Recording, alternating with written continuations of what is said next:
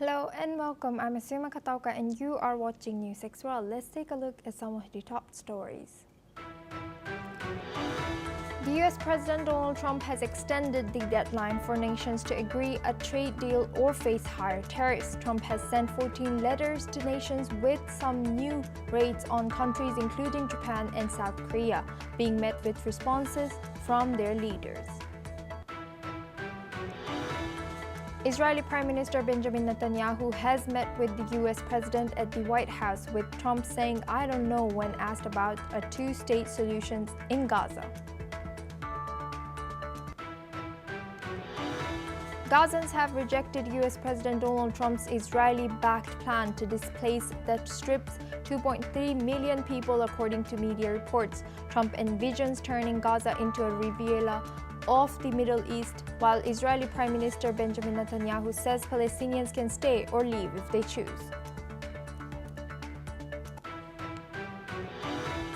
Russia's one and only independent election monitor, Golos, have now announced its closure after its co-chairman was jailed for 5 years in May. According to media reports, Golos had exposed fraud in the 2011 parliamentary election and criticized the 2012 and 2024 presidential votes. Goldman Sachs has appointed former UK Prime Minister Rishi Sunak as senior advisor, marking his return to the bank where he worked from 2001 to 2004. Sunak served as a Prime Minister from October 2022 to July 2024. He joins amid rising geopolitical and regulatory uncertainty. King Charles hosted French President Emmanuel Macron in Britain. This marks the first European state visit since Brexit, marking a symbolic reset in UK-France relations. The leaders discussed a migrant return deal and were joined by their wives during a ceremonial welcome. South African President Cyril Ramaphosa has pushed back at US President Donald Trump's 30% tariff, saying it is based on inaccurate view of trade relations, vowing to continue negotiations, according to media reports, with South African Agriculture Minister John Steenhuisen calling for urgent talks to halt it. Dozens missing after floods destroyed the Friendship Bridge linking Nepal and China, with 18 people unaccounted for in Nepal and 11 in China. According to media reports, Nepal's disaster authority have said the deluge was likely caused by an overflowing glacial lake in Tibet. US President Donald Trump's decision to delay major tariff hikes on trading partners has offered temporary relief, but could extend global trade instability, the UN warned today. The US had set a deadline of July 9th for its controversial Liberation Day tariffs. However, President Trump announced a 3-week extension, pushing the decision to August 1st. This gives countries additional time to negotiate agreements and avoid steep levies on exports to the US. Pamela Cook-Hamilton, director of the UN-backed International Trade Center, expressed concern that the delay would only prolong uncertainty, which could hurt long-term investments and business deals. She stressed that businesses need predictability to make informed decisions. The UN also highlighted that the US isn't alone in imposing new trade barriers, with over 150 trade restrictions introduced globally this year. While developing countries face the brunt of this uncertainty, Cook-Hamilton suggested that nations could find new growth opportunities by focusing on regional trade, processing goods domestically, and supporting small businesses. She also pointed to China's recent tariff offer of tariff-free access for African nations as a potential game changer. As the global trade landscape remains volatile, experts stress the need for stability to mitigate economic risks. Let's listen in to Pamela Cook-Hamilton what she had to say. And while the reciprocal tariffs will no longer go into effect tomorrow, as originally announced, but be extended for another few weeks until 1st of August, this move actually extends the period of uncertainty undermining long-term investment and business contracts and creating further uncertainty and instability. Economic uncertainty has real-world consequences, as we all know, on countries and on sectors.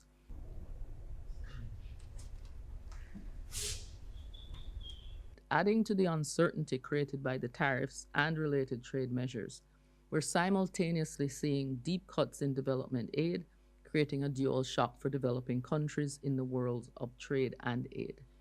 G7 countries, which together account for around 3/4 of all official development assistance, are set to slash their aid spending by 28% next year compared to 2024 levels. This would be the biggest cut in aid since the G7 was established 50 years ago. And this is from Oxfam. In short, in today's context, a perfect storm is brewing.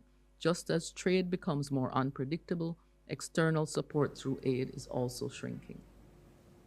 Now we go to this discussion with our guest Jayjit Bhattacharya.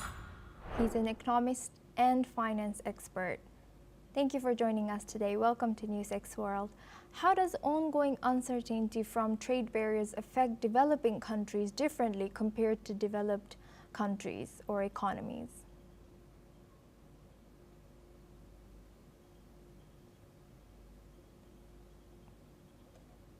Could you hear me? Yes, I can hear you now. Okay.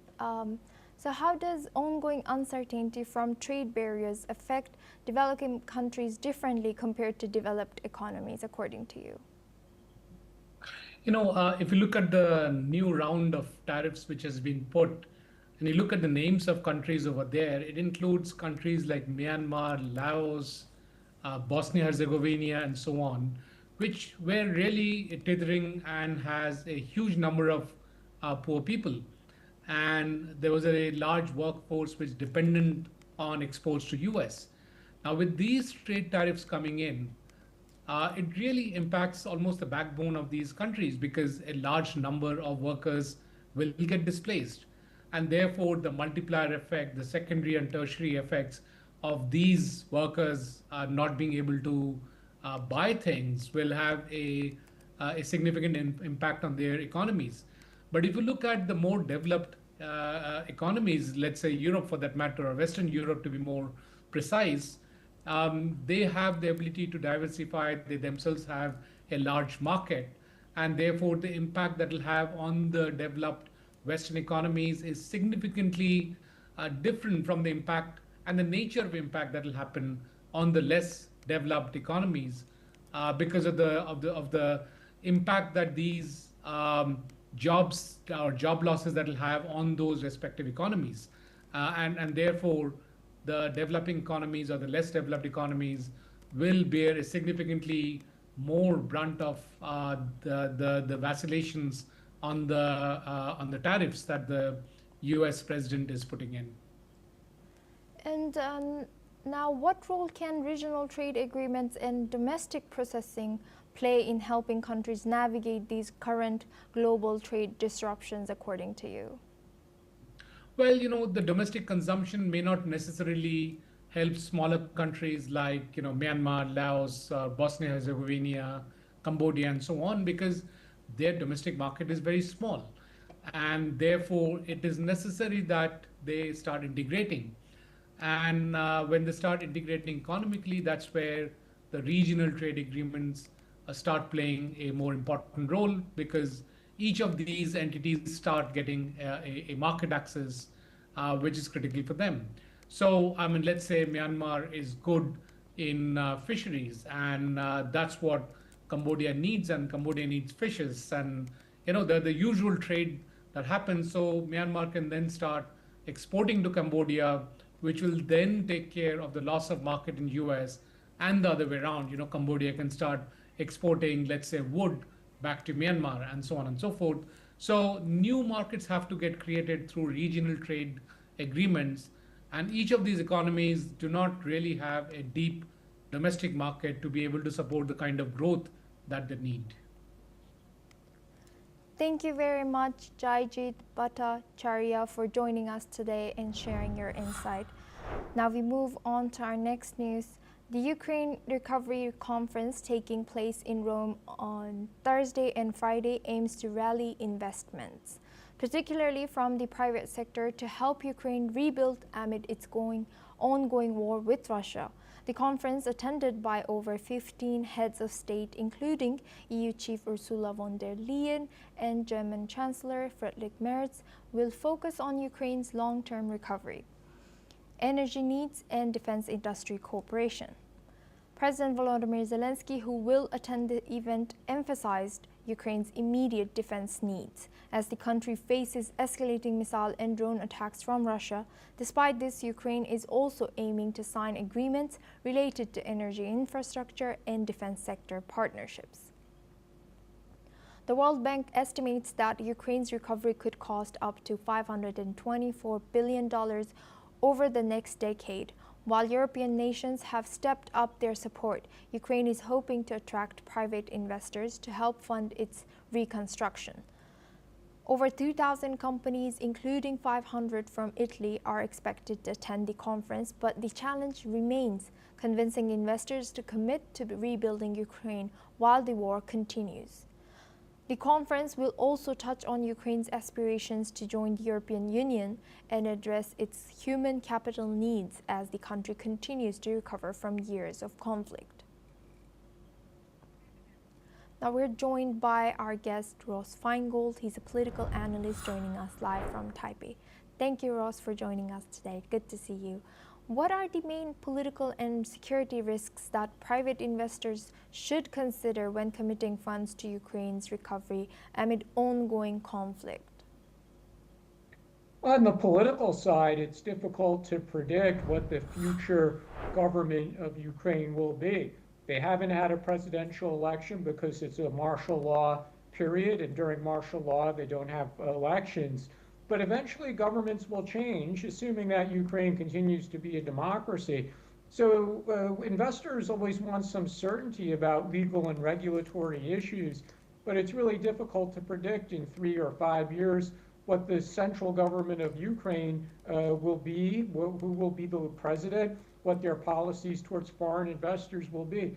So politically, it's just a lot of unknowns, which makes it very difficult for investors to get the certainty that they typically like to have.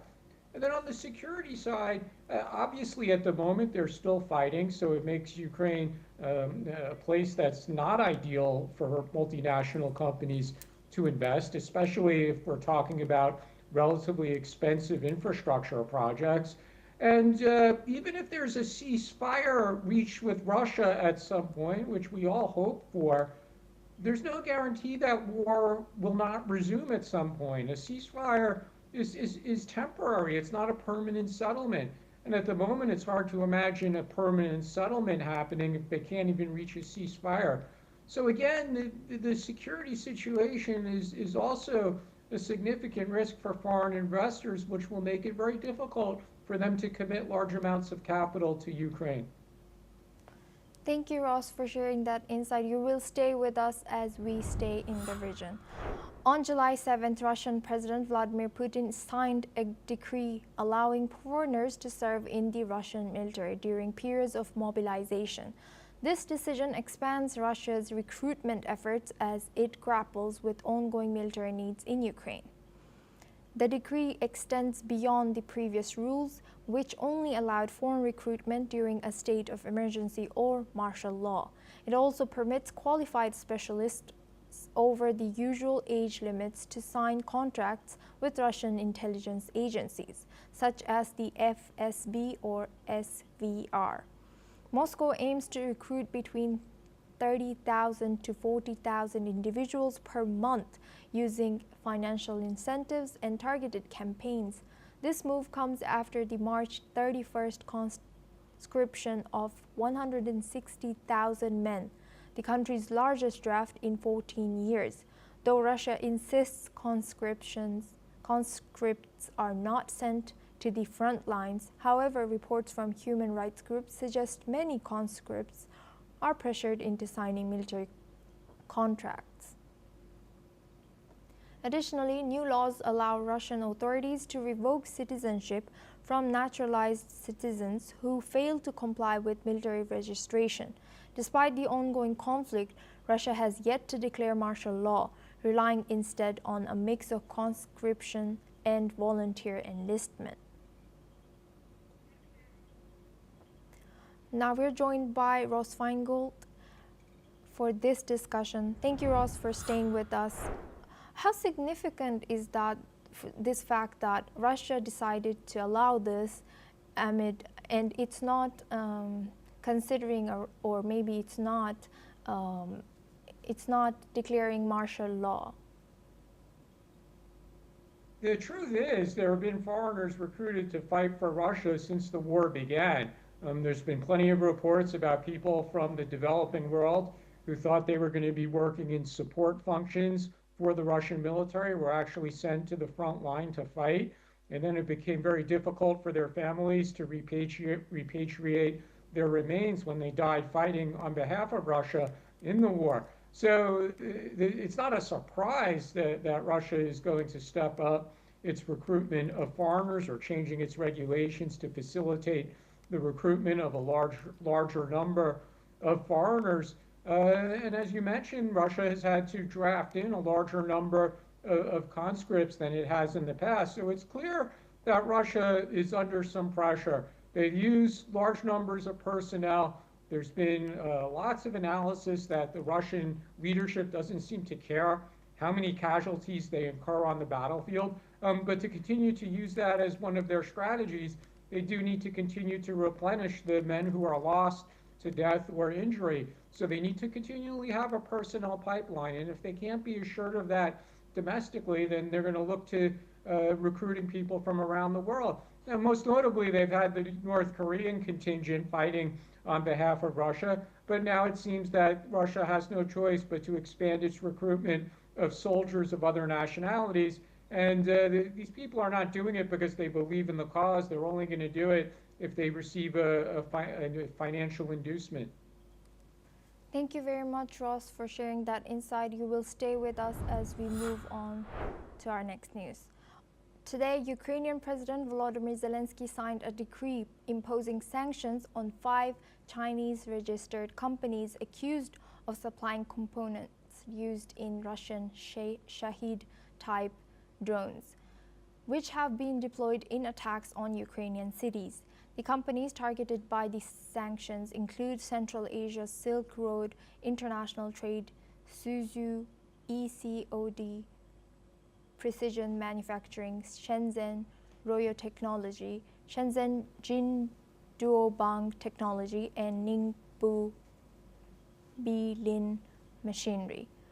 The decision follows a July 4th air assault on Kyiv, during which Ukrainian forces recovered Chinese-made parts from downed Russian drones. China, a key partner to Russia amid its war in Ukraine, has been instrumental in helping Moscow circumvent sanctions by supplying dual-use goods that aid Russia's defense sector. Ukrainian officials have expressed concerns over this ongoing support, with Zelensky accusing China of indirectly supporting Russia's war efforts, particularly by blocking drone sales to Ukraine while continuing to supply them to Russia. As Russian-Chinese relations continue to deepen, with President Vladimir Putin scheduled to meet Chinese President Xi Jinping in September, Ukraine's sanctions reflect increasing efforts to target those facilitating Russia's military capabilities. Now we go back to our discussion with Ross Feingold. He's a political analyst joining us live from Taipei. Thank you, Ross, for staying with us. How significant are these sanctions on Chinese and specific Chinese companies in disrupting Russia's supply chain for this type of drone used in the conflict? Unfortunately for Ukraine, it's pretty insignificant because these are companies far away in China. They have substantial business with Russia, and they probably have no ties to Ukraine. So the sanctions imposed by Ukraine are probably more symbolic. It'll generate some negative international media coverage. That's why we're talking about it on this broadcast. but it's not going to change the behavior of the Chinese companies, certainly not going to change the procurement by Russian companies of dual-use technologies from manufacturers in China. So unfortunately for Ukraine, this is not going to have any effect at all on Russia's ability to procure certain technologies from Chinese manufacturers. But again, it does have some symbolism for Ukraine. And what does Ukraine's move signal about this broader geopolitical tensions between China, Russia, and the West amid this war? Yeah, that's a really good question because I think it gives Western countries, Western Europe, Central Europe, the United States, it gives them more facts to go back to China and say, we've talked to you about this, we've warned you about this, you've denied it. But we have more information. We have facts that show that Chinese companies are helping the Russian war effort. And again, this is something that the Chinese government has continually denied since the start of the war. But if they're presented with the facts, then they're going to be in a very difficult position. And we'll see the Western countries will also sanction these Chinese companies as well. And it'll just, again, it will make China look very bad, especially given their past denials of engaging in this kind of trade with Russia. Thank you very much, Ross Feingold, for staying with us throughout the news and sharing your insight as a political analyst. Now we have a breaking news. In a striking op-ed for the Financial Times, Iranian Foreign Minister Hossein Amir Abdullahian said Iran remains open to diplomacy but has growing doubts about future talks. He claimed that while Iran received signals suggesting the U.S. may return to negotiations, recent diplomatic progress had been sabotaged, not by Tehran but by close American ally, implying Israel. He accused Israel of falsely justifying airstrikes under the guise of nuclear prevention and stressed that Iran has always adhered to a peaceful nuclear path. He warned that Iran would defeat any future aggression and called for mutually beneficial economic collaboration. Now we're joined by our guest, Peter Baum. He's a foreign editor at Weekly Blitz, joining us live from London. Good evening. Good evening. Thank you for joining us. How credible are Iran's claims that diplomatic progress has been sabotaged by a specifically close U.S. ally, and what implication does this have for their future negotiations, according to you? Yeah, that's an interesting one. Clearly, Iran has been dramatically weakened, both militarily and diplomatically, in the last few weeks. And she really wants to put an emphasis that she is a willing partner in leaving the door open for diplomatic relations with the Trump administration. Now, there is absolutely nothing that any third party can do to scupper that dialogue. If Iran truly wants to keep the door open for a dialogue with Trump, Trump will accommodate that. So I think we have to be very careful if we take the Iranian word at its true value. There may be players that don't want to see the dialogue happen between Trump and Iran, but I don't think there's anyone strong enough that could truthfully scupper that taking place if the Iranians wanted it. And Peter, building on that, what role does Israel play in shaping this dynamic between the U.S. and Iran, especially regarding this nuclear issue? Now that's a very interesting question. Clearly, Trump held back Netanyahu from continuing the war with Iran. So any impartial observer must admit to themselves that Trump's strong-arm tactics on Netanyahu brought an end to the war sooner than Netanyahu would have wanted it to be.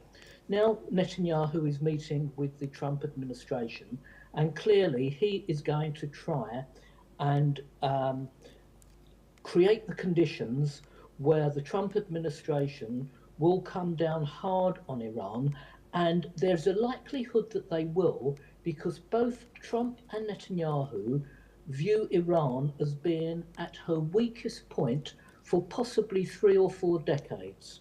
So don't be surprised if when Iran say talks have been scuppered, probably they haven't been, but not on terms that the Iranians would like, because they are coming from a position of weakness, whereas the Americans and the Israelis do have the upper hand at the moment. Thank you very much, Peter, for sharing that insight with us. Now you will stay with us as we stay in the region. An Israeli military official has said today that Iranian airstrikes last month had hit some Israeli military sites. This is the first public acknowledgement from Israel that such locations were struck. The official, speaking on conditions of anonymity, said that very few sites had been hit and that they remained functional. No further details were given, including which locations were affected or the extent of this damage. Iran launched waves of airstrikes against Israel last month after Israel's surprise attack on June 13th targeted Iranian nuclear facilities and missile arsenals.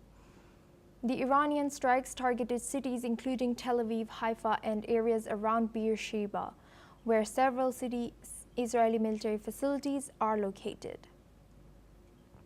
Several residential buildings were also hit, though Israeli officials said most missiles and drones were intercepted during the 12-day war.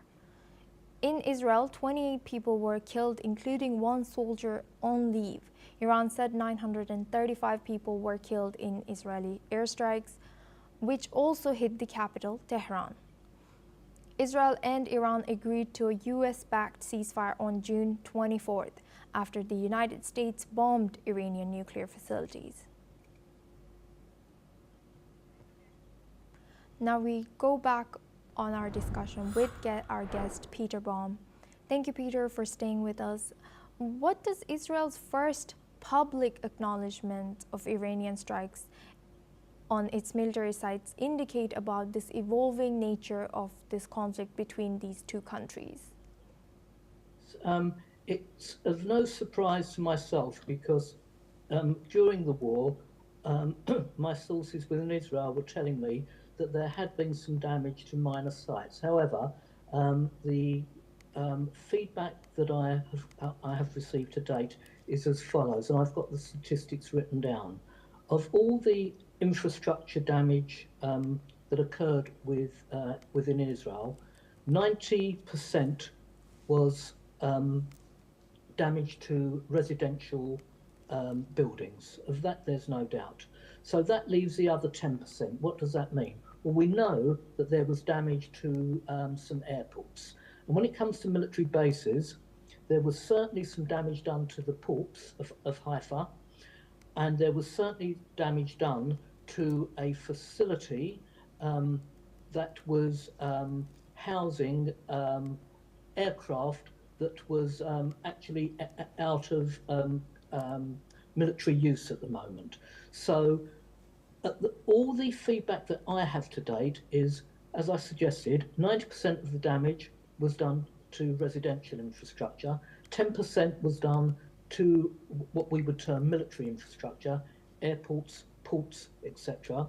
And very little damage, let's say 5%, maybe even less of that, was done to military airfields housing aircraft that were at that moment unflight worthy anyway. Thank you, Peter, for sharing that insight. You will stay with us as we stay in the topic. Israel's far-right National Security Minister Itamar Ben-Gvir is demanding an end to ceasefire talks with Hamas. He urged Prime Minister Netanyahu to immediately pull back the delegation in Doha. Instead, Ben-Gvir wants a total siege, military crushing of Hamas, and new Israeli settlements in Gaza. He calls this the only path to total victory. Talks with Hamas continue, focusing on withdrawal and humanitarian aid. Netanyahu in Washington rejected a full Palestinian state.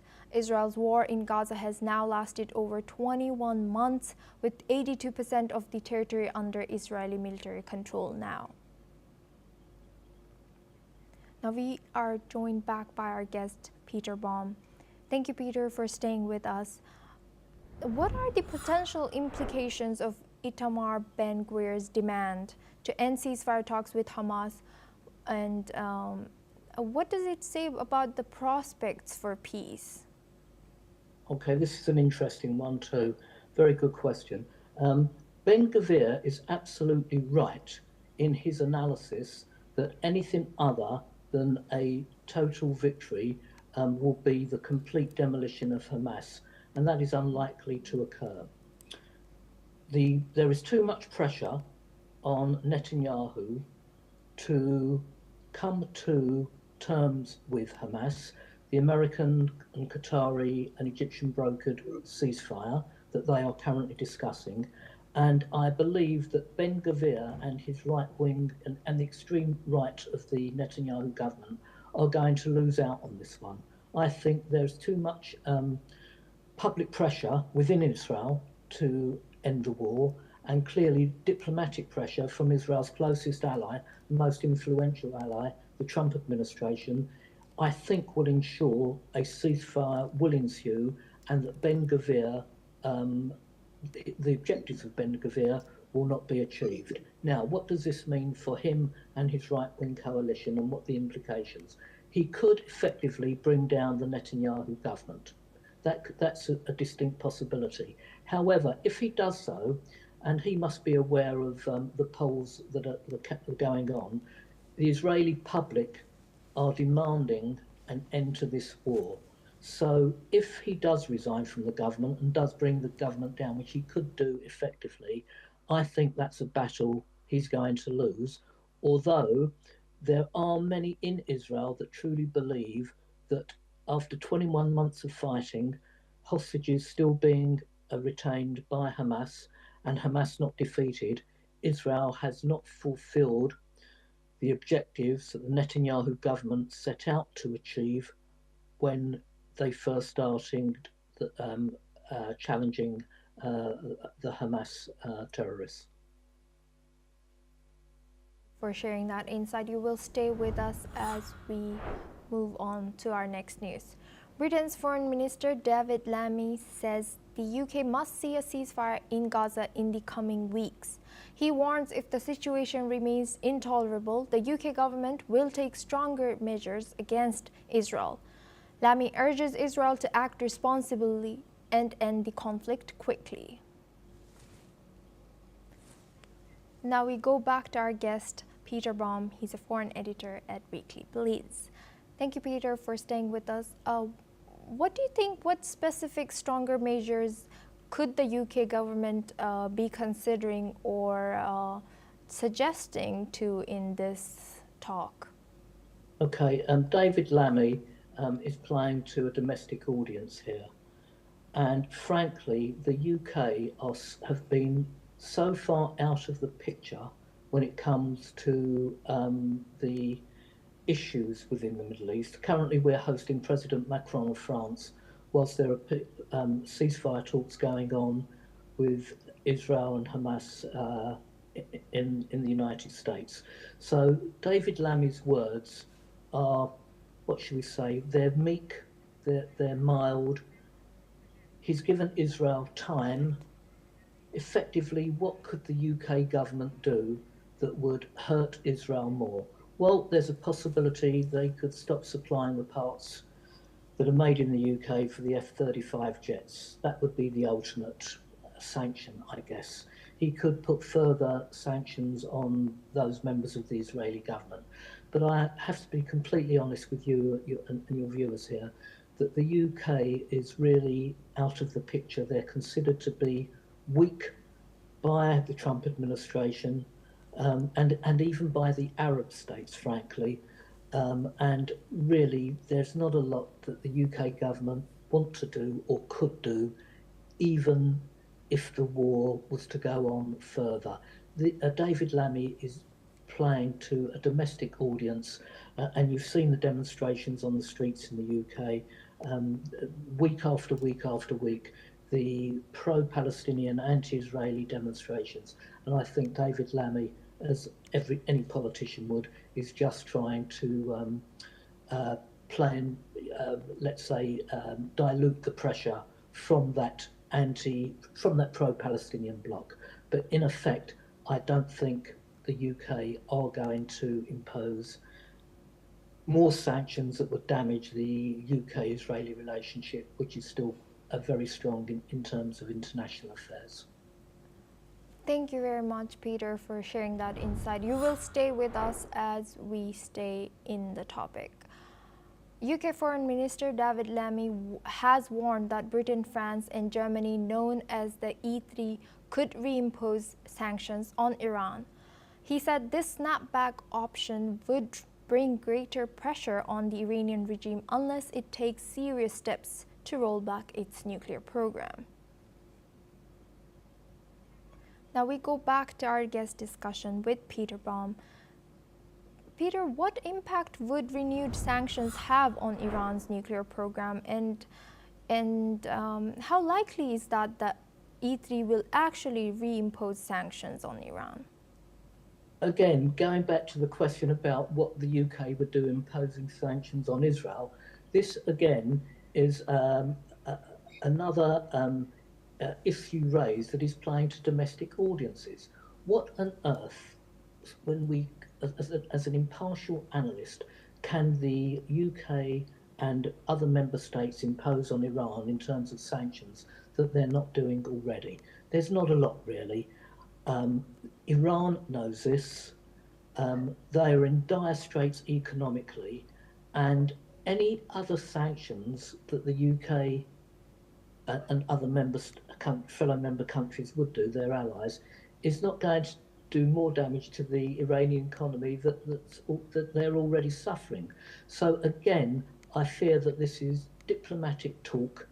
It's for domestic audiences, more probably to give political assistance to the Trump administration.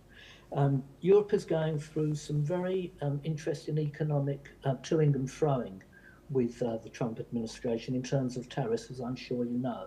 And I think such statements, such as the one that David Lammy and others have come out with about further imposition or strengthening Iranian sanctions, is probably music to Donald Trump's ears, but in reality, I think is going to have very, very little impact. Thank you very much, Peter, for sharing that insight. You will stay with us as we stay on the topic. Israeli Foreign Minister Gideon Sa'ar has resigned from the Knesset under the Norwegian law. He handed his resignation to Speaker Amir Ohana, opening his seat for Akram Hassan. The Norwegian law allows ministers to step down from parliament while keeping their cabinet posts. Hassan, a Druze politician, previously served as mayor of Carmel City, led the Kadima party. He will now represent the New Hope party in the Knesset. This move strengthens Sa'ar's focus on his foreign minister role. Now we go back to our discussion with Peter Baum.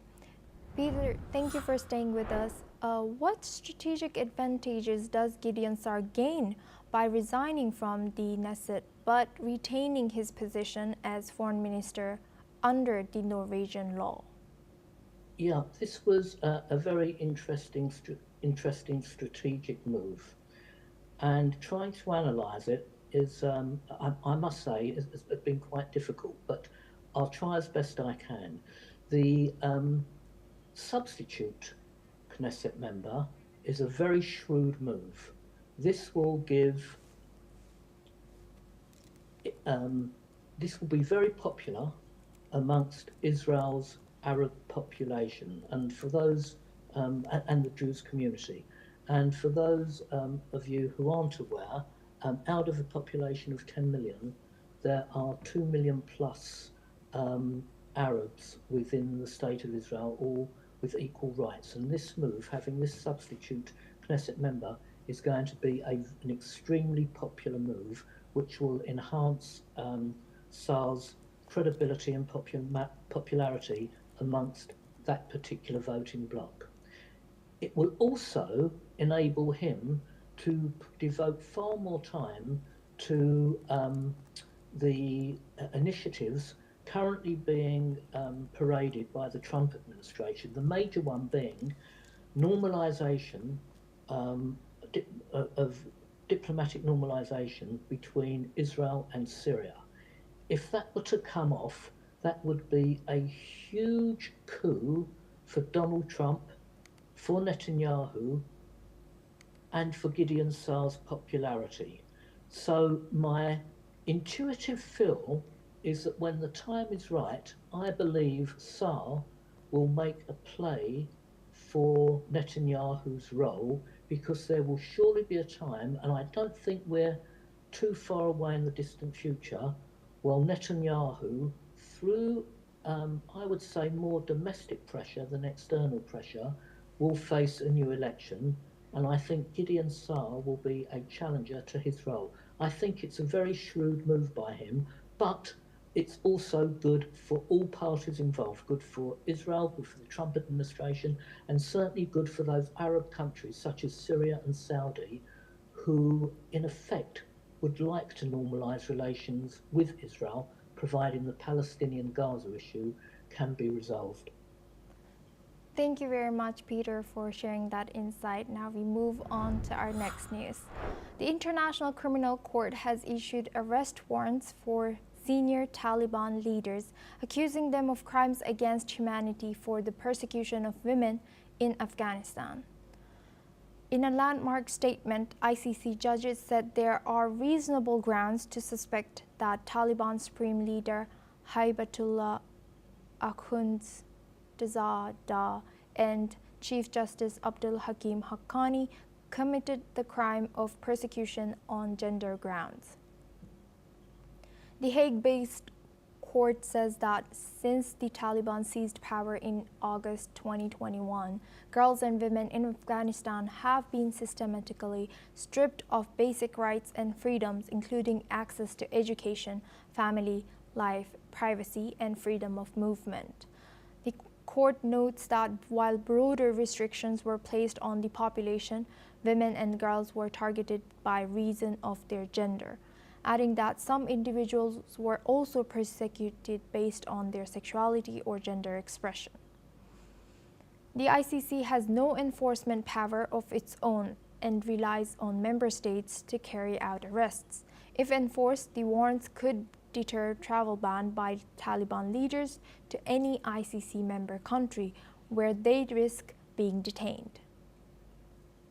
The warrants cover crimes committed between August 15, 2021, the day the Taliban returned to power, and January 20, 2025. The court says the persecution has been ongoing and constitutes one of the most serious crimes under international law. Now we go back to our guest discussion with Peter Baum. Thank you, Peter, for staying with us. Given the ICC's lack of enforcement power, how likely is that these warrants will lead to actual arrests or change any situation for women in Afghanistan?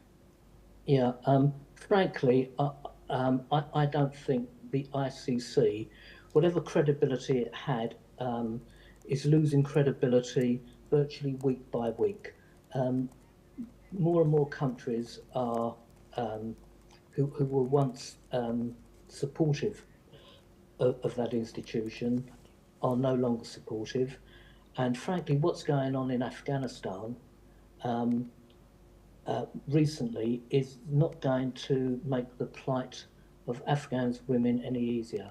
Only in the last couple of days, we've seen something like 400,000 Afghans being deported from Iran, and only a month ago we saw something like double that number of Afghans being deported from Pakistan. For reasons that are beyond me, no mainstream media outlet has picked up on either of those two stories. It's quite incredible. Meanwhile, all the time in Afghanistan, women are continuing to be treated not even as second-class citizens, but as third and fourth-class citizens, and their plight is getting desperately worse. I do not see this organisation, this cult, this parrot of a cult, having any influence whatsoever on how the Taliban are going to conduct their affairs in the foreseeable future. Thank you very much, Peter Baum, for joining us and sharing your insight as a foreign editor at Weekly Bliss all the way from London. My pleasure. Thank you. Thank you. Now we move on to our next news. Deadly flash floods have swept through a Himalayan valley along the China-Nepal border, leaving at least 8 dead and dozens missing after torrential rains triggered massive flooding. Nepal police say the floods destroyed a major bridge over the Botekoshi River, one of the main crossings between the two countries, and swept away homes and roads in a rushing wall of water. 8 bodies have been recovered in Nepal, while 20 people, including 14 Nepalese and 6 Chinese nationals, remain missing. Nepal police confirmed 57 people have been rescued so far. China's state media reported an additional 11 missing on the Chinese side as a mudslide disaster struck the border area early Tuesday morning. Extreme weather events like these are becoming more frequent and severe across South Asia during the monsoon season from June to September, and climate scientists warn that climate change is amplifying the threats. The UN World Meteorological Organization calls these disasters a distress signal from the planet as global warming disrupts natural water cycles. And Nepal's ICIMOD, the International Center for Integrated Mountain Development, says this year's monsoon could bring even greater risks with higher temperatures and more intense rain, increasing the danger of floods, landslides, and debris flows. Now we are joined by Surya Prakash Kapoor. He's a geothermal specialist. Thank you for joining us today. Welcome to NewsX World, Surya. What challenges do Nepal and China face, particularly in coordinating cross-border disaster response and rescue operation in such remote and mountainous areas? Well, at international level, I would like to convey my message to UNFCCC that in the present scenario, the global surface temperature is 17 degrees centigrade and the contribution of geothermal energy is up to 8 degrees centigrade. At any given moment of time, 45 active volcanoes are throwing magma lava into the atmosphere to heat the air. And we have got the technology to convert the geothermal energy into electricity. So we have to install geothermal power plants on all active subaerial volcanoes of the world. Plus, there is 80,000 kilometer long mid-ocean ridge at the sea bottom. And 75% magma is spewed from the sea spreading centers of various oceans of the world. And there is technology to harness geothermal energy from hydrothermal vents which are spread all over the mid-ocean ridge on the sea floor. When we can convert 8 degrees centigrade geothermal energy element into electricity, let us install geothermal power plants on active subaerial volcanoes of dry land mass of Earth and hydrothermal belts of 80,000 kilometer long mid-ocean ridge of the world. We can reduce the temperature by 8 degrees centigrade irrespective of the fact that there is an enhancement of temperature by greenhouse gases up to 2 degrees centigrade. So by harnessing geothermal energy, we can reduce the aggregate global surface temperature from 17 degrees to 9 degrees centigrade. Even we can, what to talk of global warming, we can achieve ice age on the Earth. This is an international scenario. As far as the Indian scenario is concerned, there is an active volcano in Andaman Sea. It is called Barren Island active volcano, and its caldera has diameter of 2 kilometers, and 1100 degrees centigrade heat radiations are being pumped into the atmosphere day and night, and ultra strong low pressure area is created, which attracts all the monsoon clouds into the Andaman and then pushes them towards Himalaya. Himalaya is a huge heap of sedimentary levels and metamorphic rocks. Himalaya cannot absorb all the monsoon rain, and we have to optimize this rain by installing geothermal power plant on the active volcano of Barren Island. I had a meeting with Union Minister of Renewable Energy, Mr. Prahlad Joshi, and he has instructed the Joint Secretary, Dr. Arun Kumar Tripathi, Head Geothermal Energy, to prepare the proposal for installation of geothermal power plant on the active volcano of Andaman to abolish the ultra-strong low-pressure area created by pumping 1100 degrees centigrade heat radiations day and night into the atmosphere. This ultra-strong low-pressure area was created on 28th May of 2005. Thereafter, we have seen the destruction of Kedarnath. We have seen floods in J&K. We have seen floods in Uttarakhand. We have seen subsidence. We have seen subsidence in Joshimath. We have seen flooding of lakes in Sikkim. All these extreme weather events are due to ultra-strong low-pressure area created by active volcano of Barren Island, and Indian government is soon going to install geothermal power plant on the active volcano of Barren Island to abolish this ultra-strong low-pressure area. Thereafter, there will not be any distortion in the pattern of monsoon. You see, there is drought in Karnataka. Mainland is deprived of water, and the rainfall is there in the Bay of Bengal. If there is raining in the Bay of Bengal, it is of no use to the mainland. So the monsoon pattern has to be restored.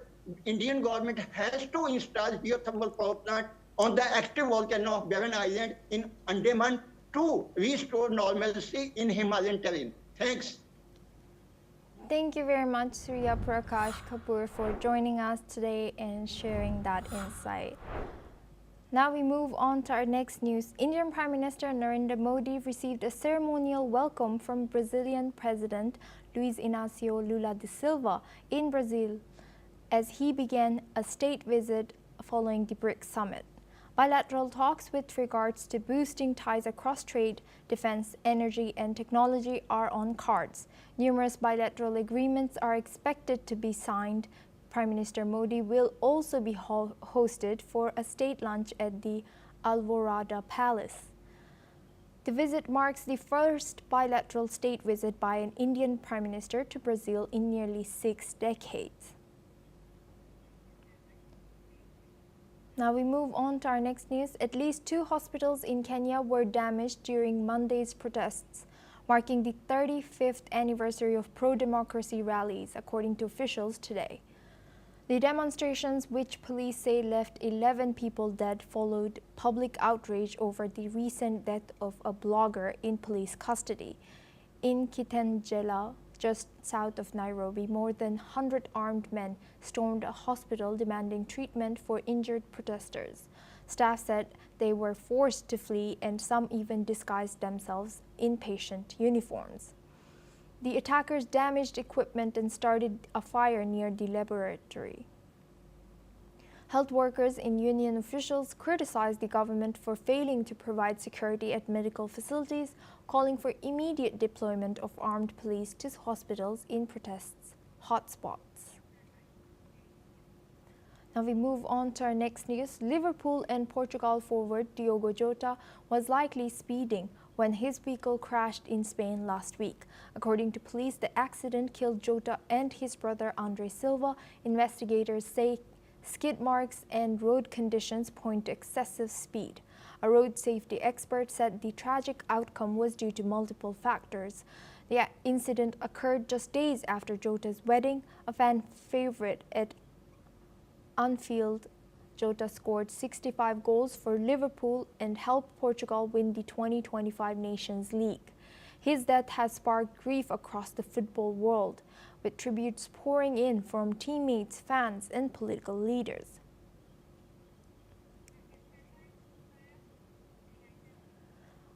IBM has unveiled its now new Power 11 chips and several promising to make AI easier for businesses. The tech giant says the new systems will be more power efficient than rivals and need no planned downtime for updates. They can even detect ransomware attacks within a minute.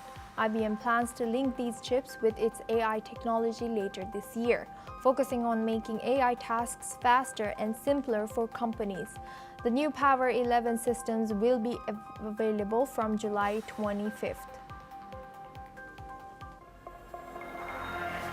Samsung has warned of a 56% drop in second quarter profit, much worse than expected. The tech giant blames US restrictions on AI chip sales to China.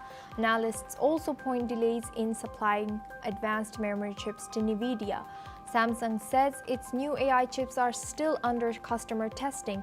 Its semiconductor struggles continue to worry investors. Daimler Truck plans to grow its industrial sales by 3 to 5% each year through 2030. The truck maker will focus on zero-emission vehicles in Europe and expansion in India and defense. It also plans to cut 5,000 jobs in Germany as part of its cost-saving strategy.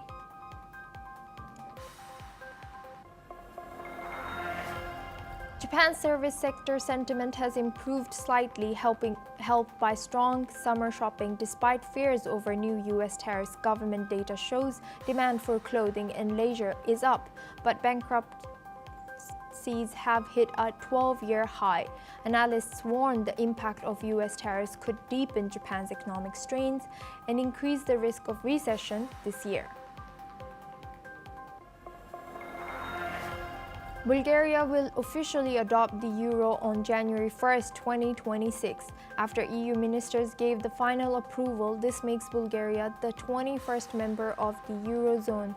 Prime Minister Rosen Zhelyazkov celebrated the move, calling it a historic step for the country. Despite protests at home, supporters say the switch will boost the economy and strengthen ties with Europe.